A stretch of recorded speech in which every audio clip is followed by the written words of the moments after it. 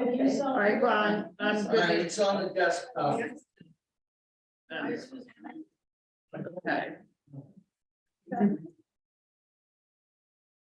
See it right there? Click on it. Hold on. Right here. I gotta think with two brains. Hold on. Well,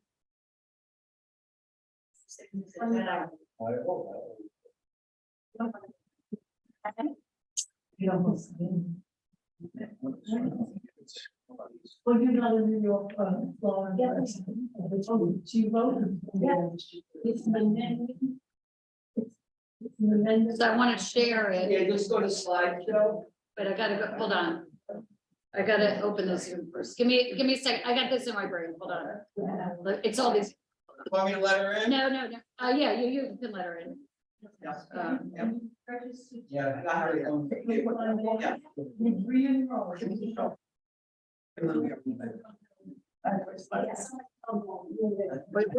What are you doing?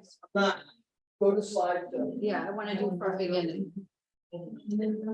All right, everyone, we're gonna take a seat. We are continuing.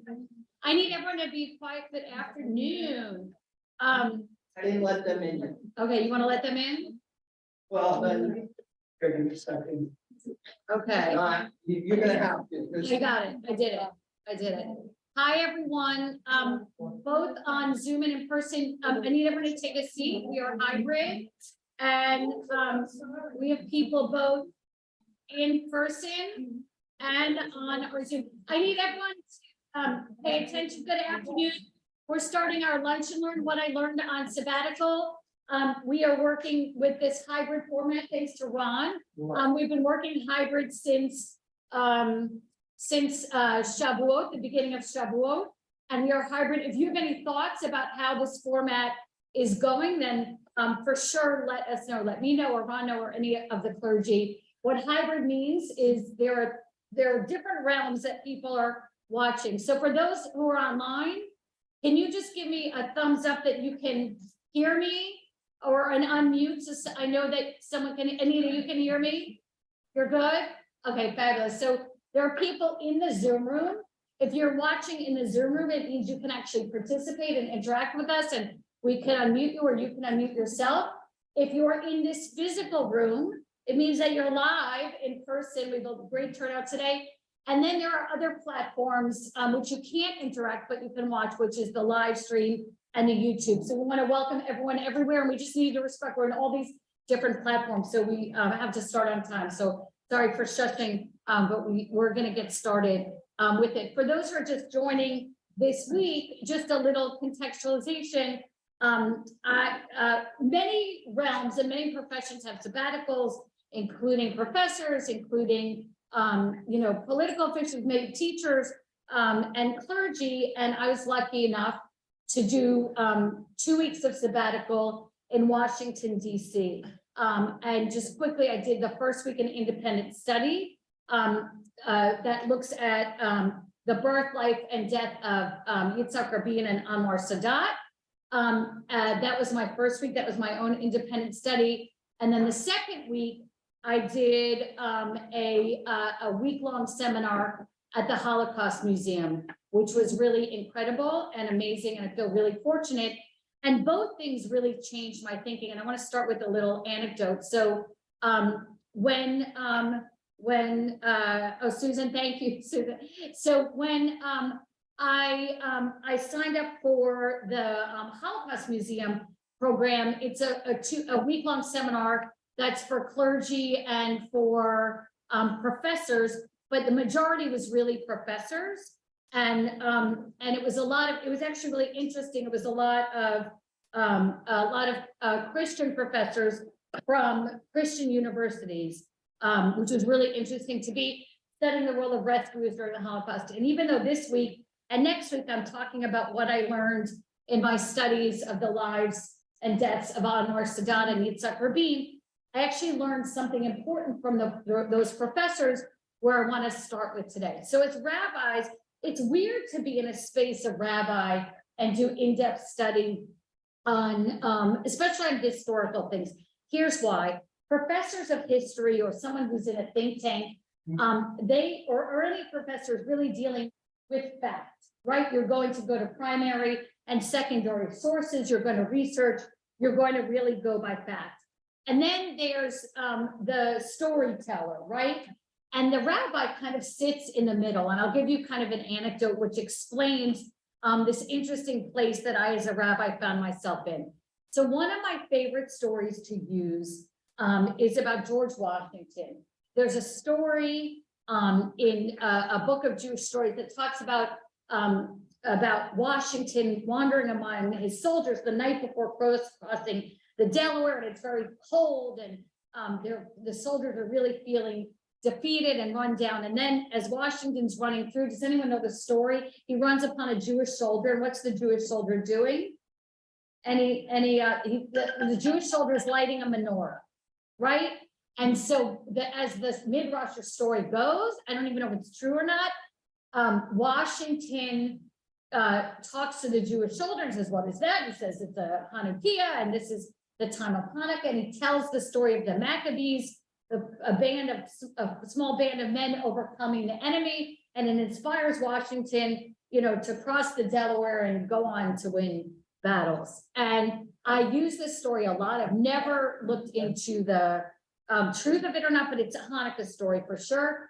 But from time to time, I've adjusted it for Shabbat and had watched wander through the camp on a Friday night and see the soldiers, and then the Egyptians and overcoming Pharaoh, and I've probably adjusted for other holidays here or there.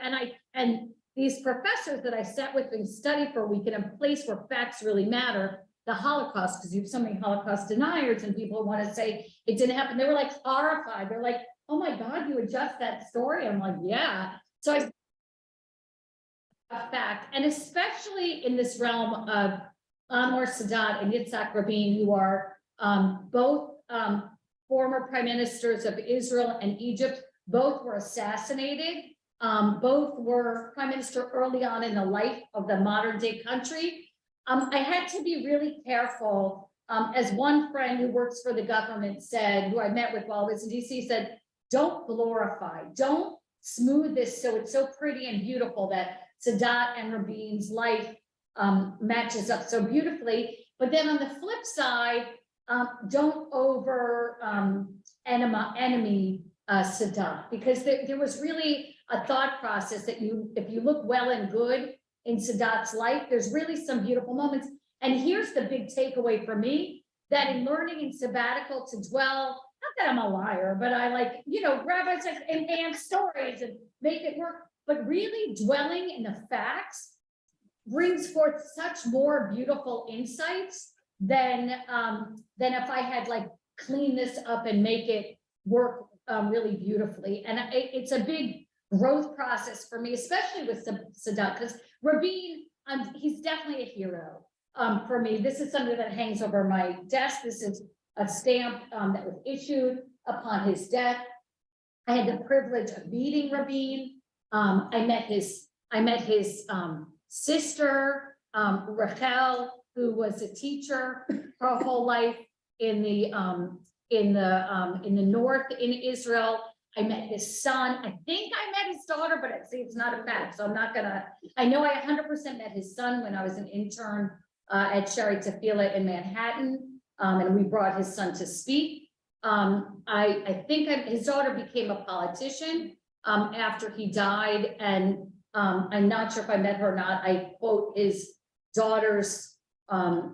granddaughter's eulogy from his funeral often. When my sister-in-law died actually a year ago, there's a reference to her father being the light before the camp, like the tabernacle that travels through the desert. And I used that in a eulogy about my sister-in-law a year ago, and I've used it since then. Think of those people that are like the light before the camp for you. That was what was Rabin. I've also learned more complicated stuff about Rabin and more complexity as studied, but like I needed to come into this saying, like, I know Rabin's life somewhat well. There's an incredible, how many of you have been to the Rabin Museum? It's been in the last 20 years in Israel. It's incredible. It's relatively new in the span of things Israeli. So you may not have seen it. It's incredible how it works. It's so brilliantly designed. On the inner wall, there's pictures from Rabin's life. On the outer wall, there's pictures from Israel's life and the course of Rabin's life, and on the floor, a world event. So you're getting, it's such a beautifully designed museum. You're getting input from 3 places at once. So I had to come into this, honest with myself that I definitely, Rabin is a hero to me. That I knew a lot about Rabin. There's something about Rabin's life that I've used as a model for life and living. So Rabin was 3 things. When he was young, he wanted to be a farmer.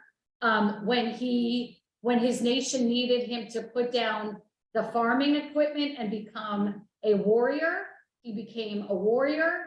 And when his nation needed him to put down the objects of war and become a peacemaker, he became a peacemaker. And, if you think about characteristics of leadership, that epitomizes, I think, 2 of the greatest characteristics of leadership. One is the ability to recalibrate, to change, right? Think of how you recalibrated during COVID, what changed about your life, or any traumatic situation that's happened, or anything wonderful that's happened, and you just need to adjust. One of the worst ways one can lead is by being stubborn and not recalibrating. Rabin is a man of recalibration, and we will see Sadat is as well. In fact, in a way, I think more tremendously than Rabin, that I learned, and again, by dwelling in the facts.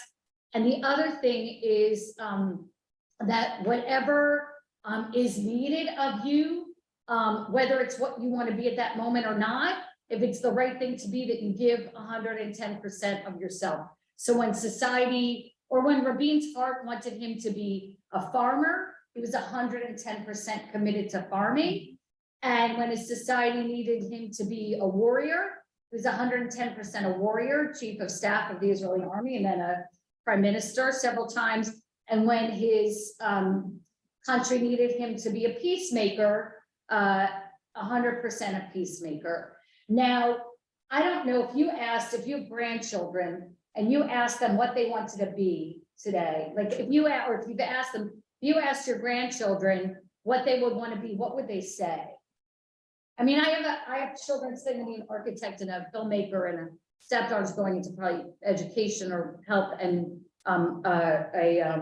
marketing. But what would your kids?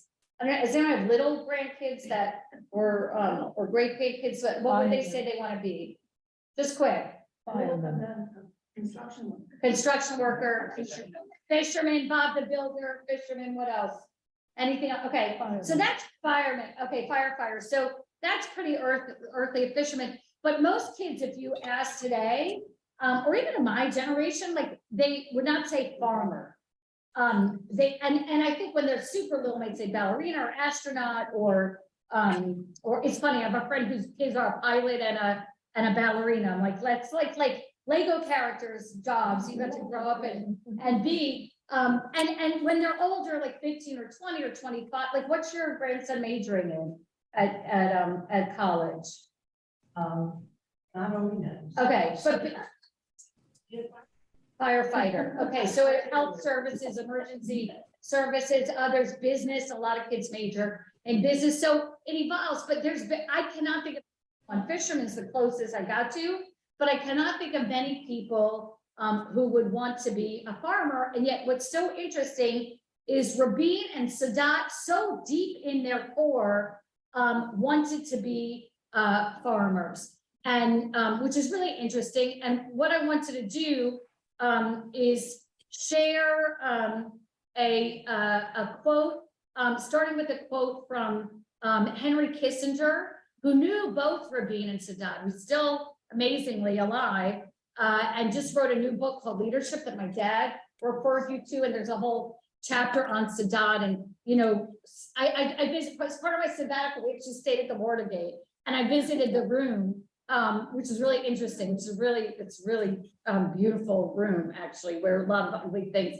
happen. But Kissinger had kind of a front row seat to Rabin and Sadat, and especially at points in their careers where they were already evolved men. They were not the young men that we're going to start with today. We're going to start with the first part of their lives today. And the second part, Ron, I don't know, Ron, if you're watching or not, I cannot figure out how to get this list off. So I'm going to read for now, just because I cannot figure out how to get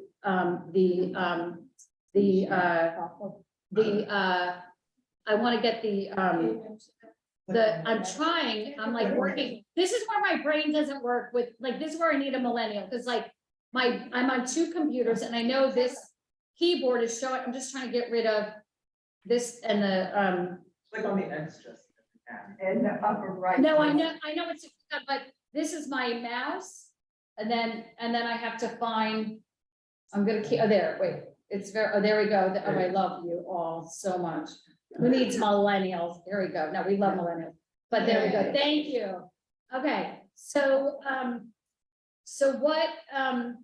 what I want to do is start with a quote from the Kissinger book, and space bar. There we go. Okay, I want to start with a quote from the Kissinger book. You at home can probably read better than those online. So Anita, do you mind reading out loud? This is from Kissinger's introduction.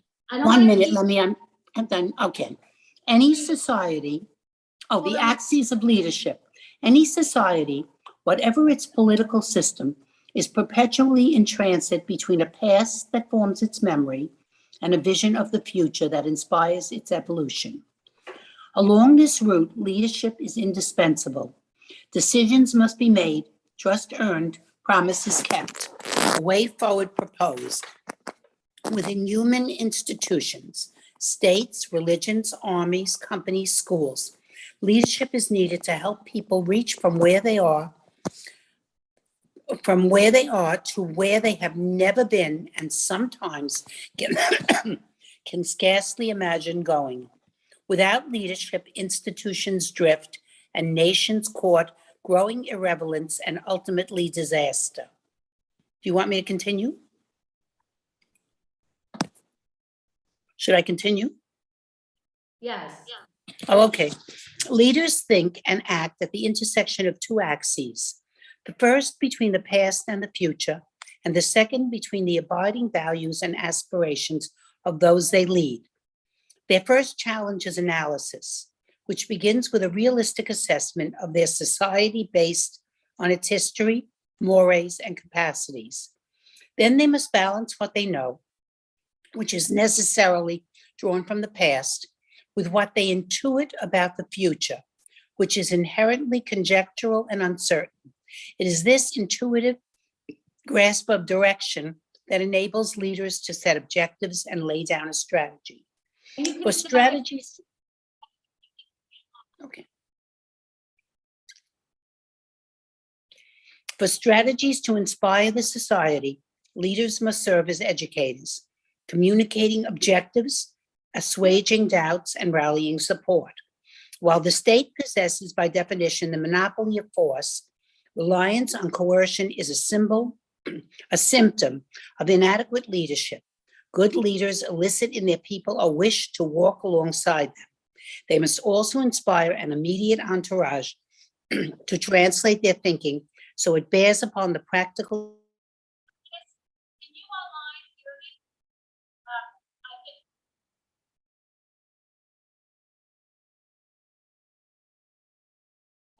Can you hear me online? I can hear you now, yes. And Phyllis, you can hear me? Ron, Yes. Yes. Okay, keep going. So, Ron, I just need you to stay on because we're losing sound some here and there. So 2 things, so any kind of a lot of people, but what distinguishes leaders is their abilities to do 2 things, well, really 4 things at once. If you look at what Kissinger said, live in both the past and the future, and also take what is currently happening, what is going on in the world at large. And so what I want to do today is just look at some of the things that influence both Sadat and Rabin in their past, their very youngest past. But before I do that, I want to point out some things to you that you should just take note of that are important to know. And there are really differences that exist in a Jewish mind versus an Egyptian mind, or an Israeli mind, if you want to say. So Egypt had not really lived independently since Alexander the Great. And Alexander the Great was relatively good to the Jews. That's why there's so many Jewish children named Alexander, because Alexander the Great was relatively good. After that time, Egypt was part of larger systems, whether they were monarchies or they were the Ottoman Empire, or they were if a French territory or a British territory. There was never any Egyptian independence. And also you have the pull in the Arab world in modern times for what's called pan-Arabism, where there's this idea, it's a idealistic idea, that all the Arab countries will be able to cooperate together and a part of a larger pan-Arab community. Sadat, after a lot of time and experience and fighting, actually broke away from that pan-Arab idea. And you see within the Arab world, there's a lot of infighting that's there. The other thing that is different from a Jewish mind and an Egyptian mind, that's just in the soil that's there, is while Judaism had a monarchy, it ended. And there was never a desire to rekindle the monarchy, while in Egypt, there was monarchy again and again and again till modern times. And so there was inside Sadat is fostering just an absolute hate of monarchy and of the British. Now, there was also hate for the British from the Jews because of the inability to allow there to be a Jewish state until 1948. But this was much more deep-seated. So all these subtleties play out in Rabin and Sadat. And yet what's so interesting is, like, in their heart of hearts, both men wanted to be farmers. And I want to share, I don't know why I put this book about Gandhi so early. I'll come back to it in a little bit, but I want to share a poem from an Israeli poet, but I think it really speaks to both men and it explains who they are. Margaret, was it relevant what you were saying? We learned places that it was actually Sadat who started this whole thing of the peace process. You learned what? Okay, so part of what I try to do, and I think what we do as people in general, and the luxury of delving in. Get the door. 1 minute. Okay, Coming. Ron, can you Lost monitor the, program. okay, Just a someone's at the door, hold on, okay. minute. So one of the things that we want to do, and that I want to do, especially as someone who spent time in sabbatical, is not generalize. So that we want to, yes, Sadat started the peace process, but that's a general statement. What I want to do is get into the specifics and the nooks and crannies. So what I want to do for this time is take away generalizations and kind of delve into the specifics. So I'm gonna go forward with that. So but again, yeah, as I'm a rabbi, so I'm still gonna go for the heart place. And so what I want to do is start with a beautiful poem by Shoel Chernikovsky. He's so important in Israel that he's on the 50 shekel bill. Can you imagine any poet being on any American dollar? No, but in Israel, poets are very, those are the celebrities of Israeli society, or what till time. I don't know today as much, but people, there are national poets, people know, and they rally behind these poets, at least secular Jews do. So this is Shoel Chernikovsky, one of his most beautiful poems, which is funny, is not so translated into English. It's not, I had to have friends help me translate. And Chernikovsky himself, his life, as you see, borders very difficult times in Jewish history, born in Ukraine in 1875, dies in Jerusalem. Thank God he made it to Jerusalem in 1943.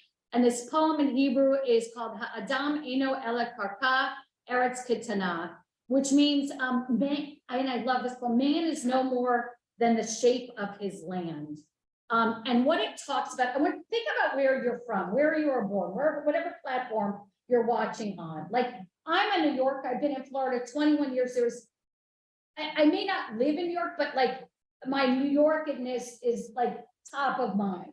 The Margaret with the, and where she grew up, and, you know, people, Maryland, although you were born in New York, I think, right? But that Maryland part of you, or people who are born overseas in another nation or land, or wherever you were born, it stays there. And wherever you live, the place that where you were raised, and for some people that's many places, you kind of pick which place is, especially if you moved around a lot, as Sadat did, or, you know, as you did, you're gonna pick what place is the place that formed you. So I just want to, Tom, is it big enough that you can see on the screen? The first line is man is nothing but.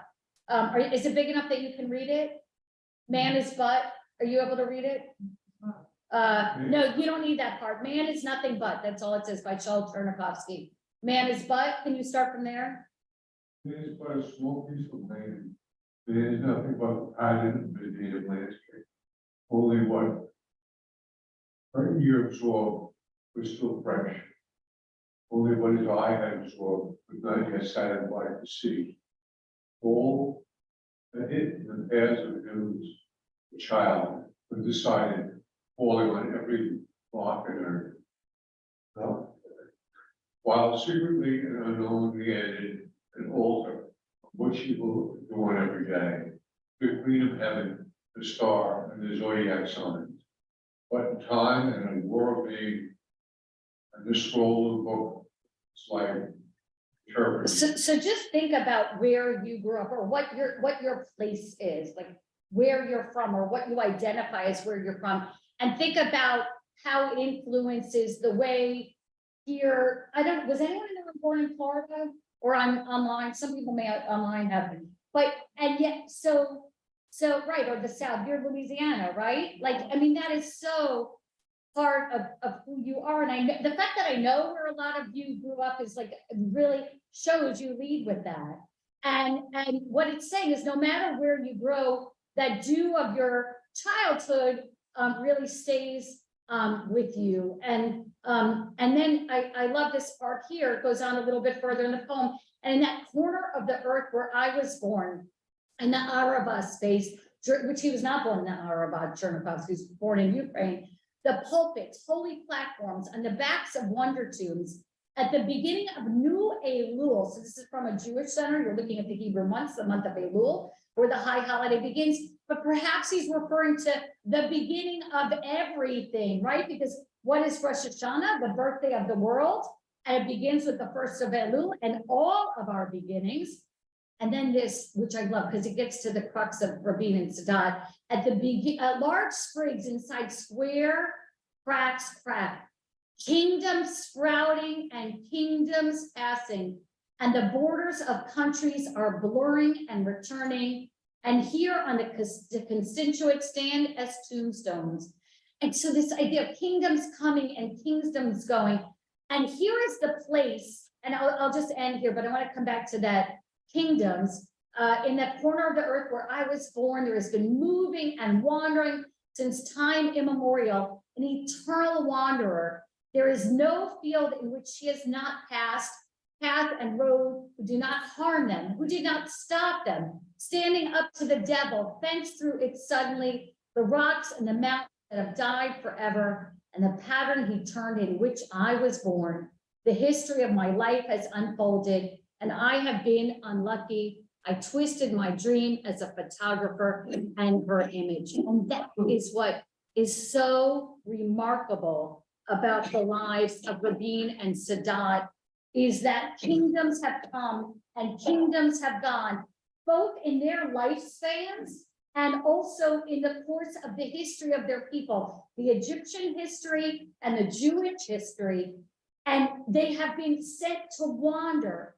They're either where they or their parents were born is not the place where they were born, and yet they did everything that they could to create a homeland. And Israel in 1948 and Egypt in 1952 became these modern homelands, but with all this ancient baggage. So man is the shape of his land, and not to glorify, not cleaning it up, I'm not making it more beautiful, but Rabin and Sadat are two men who are the shape of their land. And the fact that they both wanted to be farmers, I think says it all. And that is unique to their time and their place. I don't know, there may be people in places that want to grow up to be farmers, but not, I would say, in certainly not the United States. I can't speak for Egyptian children or Israeli children, but the fact that these two men were so shaped by their land, and you almost can't extricate, from them that who their history is and who they are as people. And I think part of the what we have to figure out, and it's a lesson in life and living, like, did we raise our kids and do we raise ourselves to have our peoplehood and our maybe our American nature and who we are, like, inextricably tied, or we say, no, I can only live as an American, or I can only live as a Jew, or I can only live as a me. And in this day and age, it's very easy to live as a me because you can choose everything that you do. But these two men, and I am not saying in a way that glorifies, because we'll look at, their warts and all, but these two men and their lives were so inextricably tied up. So I just want to share some pictures here. On the left, you have Yitzhak Rabin as a baby with his mother, who a couple of years ago, a Holocaust survivor remnant of my mother's side came out, and amazingly, Yitzhak Rabin's mother was born in the same place that this part of the family we didn't really know about was born, Christanopol. She was from there. I was like, whoa, here's my hero, and then his mother's born there. And his parents made Aliyah. So Yitzhak Rabin was actually he was born before the state existed, but he was the first prime minister born on native soil. Rabin here with his father below and his sister Rachel, who I met. His sister Rachel became a very famous teacher in the north.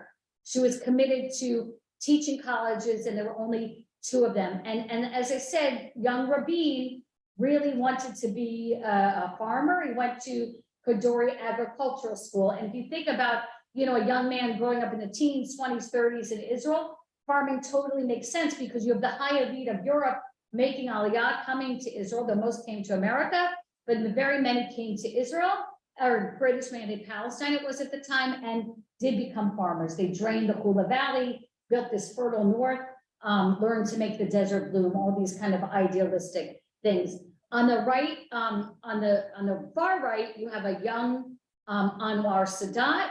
I just want to talk a little bit about young Anwar Sadat and his life and growing up. So he was actually born in a village, a village known as Mit Abu Akum, and he began his life in this village. He had an Egyptian father, and his mother was half of Sudanese origin. And the first 6 years of his life was in this more remote village. He was one of 13. He, in Kissinger's mind, kind of idealizes that part of his life because things got bad when he was 6. The family moved to a suburb of Cairo.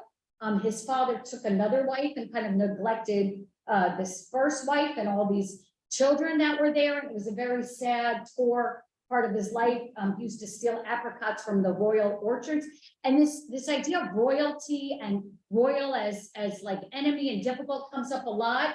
And the irony that when he was a little bit older, very poor children started to be allowed into the Royal Academy for schooling. He was very gifted and very smart. And so this like yin and yang of royalty in his life, like he got to see the British influence on his father's work. Like when the British were occupying a certain nation, his father and his job would be sent there to do the work of the British. And then when the British weren't occupying, he would get to see his father and his father would be sent home. So there was this complexity where his father was employed by the British, but also he got to see his father more when the British weren't employing his father. The idea of royalty, that he could steal food from the royal orchards, but then he got the opportunity for higher education that someone of his stature normally wouldn't be able to get at a royal school. And so this struggle of this push and pull of like complexity towards royalty. And I think I have a picture of Prince Charles III a little bit later on. you see that epitomized, I think, in the world today, this complicated relationship with King Charles that people have, that Elizabeth kind of straddled a time and a reality that was more idyllic, though it's gotten less idyllic versus Charles. I'm listening to Spare right now, so again, I get Harry's bio, so that's kind of coloring some of what I see, but this complicated relationship that was there. Sadat, as I said, like Rabin, had a real love for farming. God, I put my slides totally out of order. I apologize for that. So he had a real love of farming that was there. So I'll just share, let me see if I can minimize, or actually, can someone on screen, Phyllis, are you able to, wait, let me go back to that, sorry. Let me go back, hold on. Let me go, give me 1 second, back. Okay, are you able to read this? This is a quote from Anwar Sadat about his young childhood. Go ahead. Farmland like Rabin, Anwar Sadat. The years that I lived in the village before I moved to the city will remain with its thoughts and memories. It fills my soul and conscious with serenity and faith. And there I received my first lesson in life, learned at the hands of the good and tolerant land, which does not skimp on people by planting and fruiting. And I learned it from the bright, clear sky of our village. I think if I gave up the rural spirit that permeates in my blood, I will fail completely in my life. And when I read this, when I was doing my research, I immediately went to that Shel Chernyakhovsky poem, "Man is the shape of his land." I think if I give up the rural spirit that permeates in my blood, I will fail completely in my life. Like if we don't forget our origins and where we come from. And yet there was an idealism that Sadat also had about his childhood that was there. And what I want to do, because Kissinger pointed out it wasn't as good. There was a lot of poverty, a lot of starvation, but you can see that the meaning of land was idealized to him. The other thing that's really interesting, I don't know did anyone meet Rabin or know Rabin at all? I know some people he spoke at Jewish organization, or did anyone meet or come in contact with Sadat? So Rabin was a very, very, soft-spoken isn't quite the right word, but Rabin was very, he was like a mellow guy, a man of a few words. And he wasn't over dramatic or schmaltzy, I guess. Sadat led a lot of the newspapers. He led a lot of the journalism of the society, and it's interesting, like that he had a relationship with some of the Nazis. We'll learn later in Sadat's life. But one of the things that Sadat did was idealize what are called these Mara halls, which I don't know if I apologize if someone's Arabic and knows the correct pronunciation. But one of the things that Sadat did was have from his childhood these incredible Egyptian songs that were played that are called marawals. And he has this remembrance of his grandmother that before I went to sleep, they told me the first thing I started to love, and I hear it, were the songs that they used to tell me to make us sleep with mawalim. Mawals are these songs of the Dan Shuai people, and they talk of struggle and immortalization of the struggle. And before he could even read or write, he listened to these. I think they're beautiful. If you spend any time in the Middle East, I'm going to see. All right, let me see if I can share it on my other on the other laptop. These marwals, which are these beautiful Arabic songs that are played. Let me just get to my. I have it here. Okay, ready for some mahawal? I love Middle Eastern music, so I actually kept playing these as I was preparing for today. I was playing these. So just give me a thumbs up online if you can hear this playing.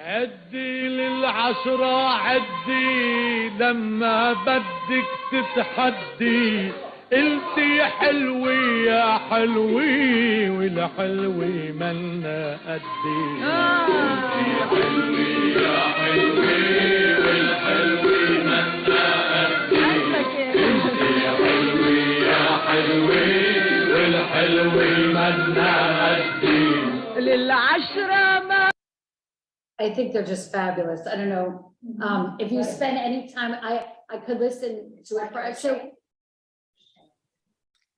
I don't know. Well, there is, I mean, there's definitely, you know, with Sephardic Judaism, there's definitely an influence. But what's just remarkable is that these are the songs that influence the childhood of Anwar Sadat. And once things got to Cairo, they kind of got worse. So he had this complicated relationship with monarchy. Let me just go back. Okay, he had this complicated relationship with monarchy, which I think for those of us who, you know, as we're watching the coronation of Charles, we're able to sense some of that complexity, certainly in British society, if not the world. And that really informed who he was. But that hate of monarchy, and the British could do different things in different people, what it did in Sadat, which is really remarkable, it takes a long time because he did talk to the Nazis and he did a lot of difficult things, like there are a lot of pain there. But what it did ultimately, which I think makes him different than any other Arab leader, even Nasser, who he succeeded, is that he saw the capability for Egypt to be a strong, modern nation on its own, and was really groundbreaking. So I don't know, like, again, we don't want to generalize, like if he was the wanter of peace, but he knew deeply and strongly, and it just cultivated in him with this complex feeling about a lot of things, growing up in a complicated Egypt that had been passed from one country to another and treated poorly in one way or another, that he knew that ultimately, and it would take till the 70s, that it would have to be through making peace and being a strong, independent Egypt, that he would be able to ensure the country would be able to be strong. And if you think about it, if you think of the Middle East and all the Arab nations, Egypt probably in your mind, while not perfect, and Israel's not perfect either, comes across as a place, as a strong nation, and perhaps more democratic than others. Again, it's all relative, but that really came from Sadat, I would argue, more than anyone else. So what I want to do is just share that this history of Egypt that Sadat was born into, and that Sadat grew up into. One of the other places that made Sadat a more complicated person is if you go to like the 1940s, when there's this, this is Rabin's quote, If you go to the 20s, 30s, and 40s, the period of time that are influencing who Sadat is, you get some really interesting influences that are there. And one of them, surprisingly or not, was Mahatma Gandhi, this quote that I put at the beginning. So he says, I'm going to ask someone in the room to read because I think it's big enough. Let me just shrink the people, and I think you will be able to read. Judith, can you? Oh my God, where are you, cursor? Okay, you see the, all right, just I'll fill in where you can't read. Judith, just go ahead. I know I haven't, I can't read it. Okay, Margaret, can you read? I remember it. Oh. Okay. Or are you cursor? Why are you doing this to me? All right, I'm gonna stop sharing here. I'm gonna. Right. All right, I'll read it from my thing, sorry. I remember that in 1932, Gandhi passed through Egypt on his way to England. Egyptian newspapers and magazines were filled with his news, story, and struggle. So I took him and took over his picture as a sentimental way. So I didn't imitate him, but I wanted to be like him. So I took my clothes off, covered my lower half with a button. I made a spindle and stayed on the roof of our house in Cairo for several days until my father managed to convince me, regardless of what I am to do, it will never benefit me or Egypt or anything. On the contrary, it will get me a very significant chest disease in a very cold winter. So of all the people that you would think that that Sadat was, that Sadat was admiring, in 1932, right, in all the places that Sadat could go, that he ends up getting Gandhi to share, to influence the way he is. But of course, it goes terribly wrong. Well, in our minds, it goes terribly wrong. Maybe it doesn't for Sadat, but in our mind, it goes terribly wrong. And so what happens is you have this growing discontent with England. You have his father abandoning the home, and Sadat kind of in this idyllic viewing of his childhood, wanting to figure out a way to create a new position in Egypt.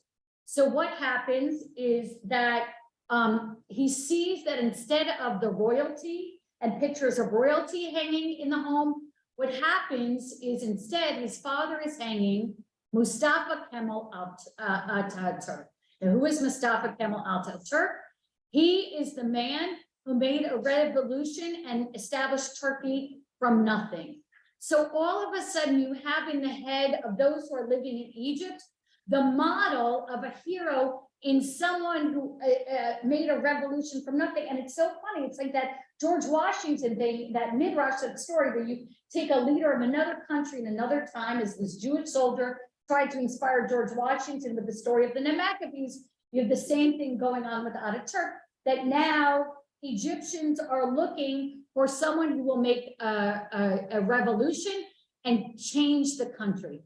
So what happens is during the World War II, which is the oddest thing, in one of these places of comparison, you have that Egyptian and the Jewish Palestinian brigade are fighting in World War II side by side with who? With the British, right? They're fighting.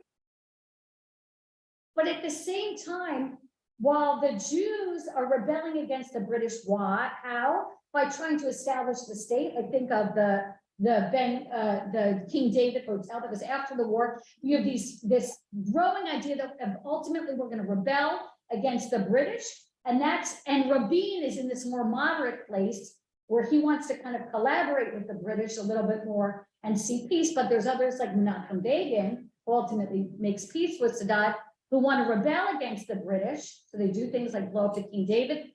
Well, you have Egyptian soldiers that are fighting side by side with the British because the monarchy in Egypt is working with the British, but you have this underground group of soldiers with Sadat and Gamal Abdel Nasser, it is a part of, that are working with the Nazis. And ultimately, you know why Sadat is arrested and put in jail? Because he tries to get in touch with Rommel, one of the Nazi officers, because they want to say, no, no, we want to collaborate with you, the Nazis, against the British, because they want to have a revolution. So here's the crazy irony. When the state of Israel is declared, and that whole period, which they call the Arab nations call the 1948 war, and what do Israelis call the War of Independence, right? Sadat is in jail most of the time. So while Nasser and others are fomenting this hate of the British, that they let go of Israel, that now there's an Israeli state, and fomenting this hate of America that Truman was the first to approve, Sadat's in jail. And often he's in solitary confinement. And here's the thing, where did we say he grew up? Rural, a farmer, in the country. Your grandchild that wants to be a fisherman, that takes a lot of patience. Being a farmer takes a lot of patience. So all of a sudden, while Sadat is in jail, in solitary confinement from time to time, big deal for him. He learns to be alone and to take time and to strive for growth, internal growth. That is, there's a great quote. Let me just see if I can share it with you. I jotted it down. This great quote that he was just naturally isolated, and so it just became this for him to just be able to be alone. And in that being alone, he was able to come to this realization that if he was really going to make a difference in the Arab world, that it wouldn't be through pan-Arabism, that it would be through making Egypt alone strong. And that was different than any other leader that was there. Everyone else was pan-Arabism.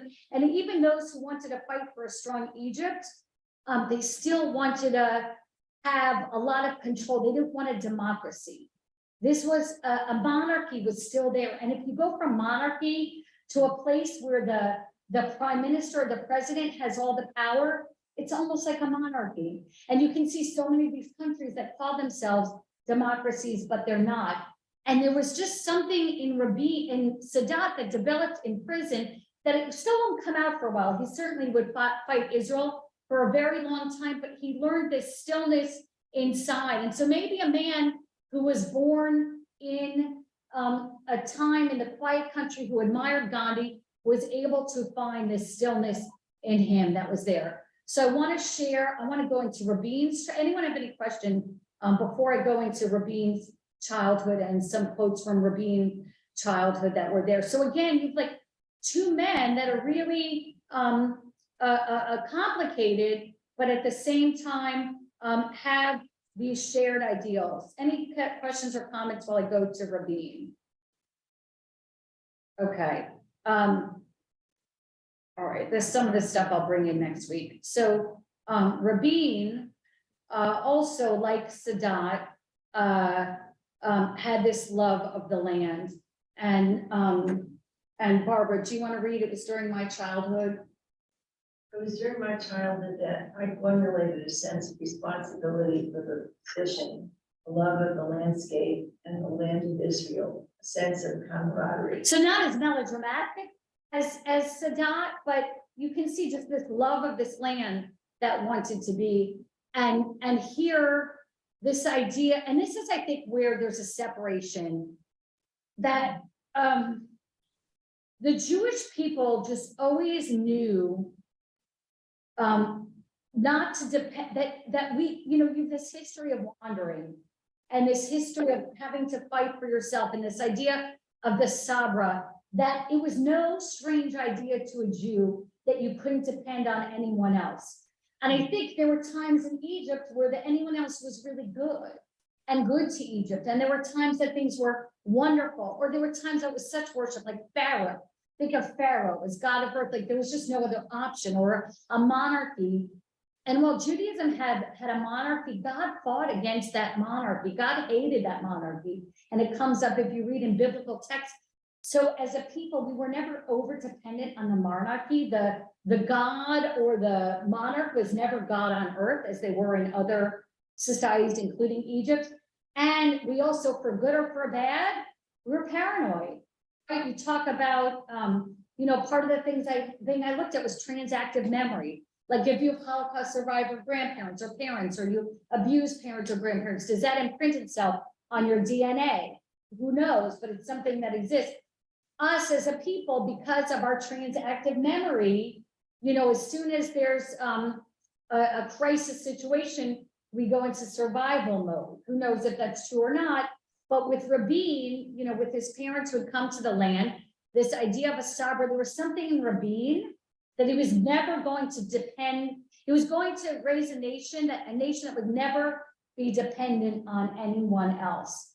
And if they were dependent on anyone else, it would be a nation like the United States, not a nation that wasn't a democracy and for good. And so I think that's a major difference, when you think about the difference of mentalities. And then this is Rabin's talk about, and it's so ironic that he uses a floral metaphor about this need to have to leave his love of the earth and farming in order to go fight, but he did. Rebecca, do you want to read at the age? At the age when I was 16, I was given a rifle to defend my life and regretfully kill at the hour of danger. I fought a water engineer profession in the arid Middle East, but I was compelled to hold a rifle.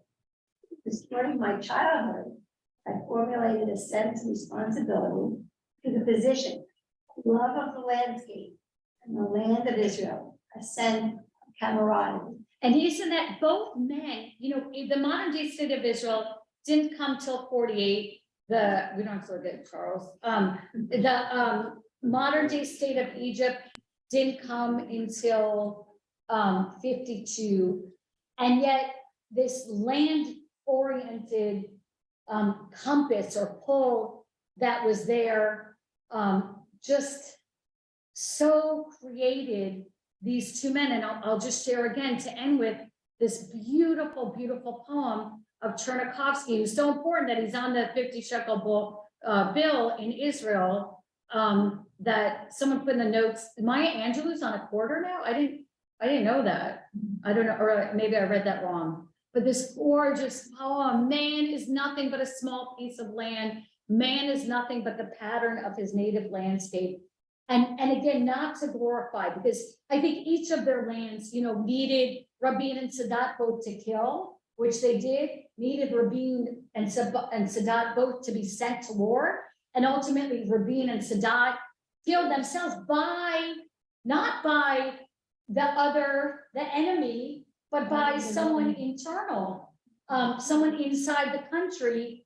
And yet, what like cream that rises to the top. And, I'm jealous almost in a way, like, is there any land that am I devoted to anything, to any land as much as Rabin and Sadat are devoted to their land? And that's why I think at the end of the day, both ending their life, and you could argue losing their life for making peace, the land became more important. That was more important that for that land to find peace and doing everything you could to make that land find peace. And I guess that's idealistic, but it happened.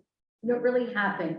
So that's the sense of the young men that grew up. What we'll look at is really, it's so funny how, their lives are connected. Though Sadat was in prison for much of the war of independence. We'll look at 48 on as a 1948 on as a point in their lives. And that's really where they come into their leadership positions. They have very significant roles in burgeoning states. I mean, if you think about the timeline of their prime ministership and their, like, what number of prime minister there, it's so closely connected with Egypt in 52 and Israel in 48, how parallel and similar is their life. But it wasn't till the late 70s that, as Margaret said earlier, he became this peacemaker. But there was something inside of him that was really different, Sadat that was different than anyone else. And then on the flip side, Rabin was in good company. You know, Rabin was part of, and Rabin could probably be in good company among us. Well, Sadat and these ideas of, you know, Egyptian strength and not a pan-Arabism and a negotiation and even a giving in for the sake of peace, he was much more of an isolated man, and yet both gave their lives for it. So any questions or comments before? I feel really lucky to do this. I love studying. Like someone on staff said, oh my God, we just studied for 2 weeks. I'm like, oh my God, I love it. You know, so for some people, they're like, oh, that's gross, it'd be horrible. But for me, it was like just an utter joy. And again, because I forced myself to stick to the facts and not glorify and idealize, I'm almost finding out more. And it's really remarkable. And I'm not, you know, dwelling on my hero, Rabin, but I'm really looking at both, and, you know, critically. And yet these intense connections emerge, which is really, really remarkable. And it, you know, it will not just emerge now. I think it will just emerge, you know, in my rabbinate and who I am. All right, thanks to all those on all our different platforms. Thanks to Ron, our producer. Sorry for any struggles with the tech that I had. And thank you, everyone, and have a wonderful afternoon. Thank you. Thank you. Thank you. I keep losing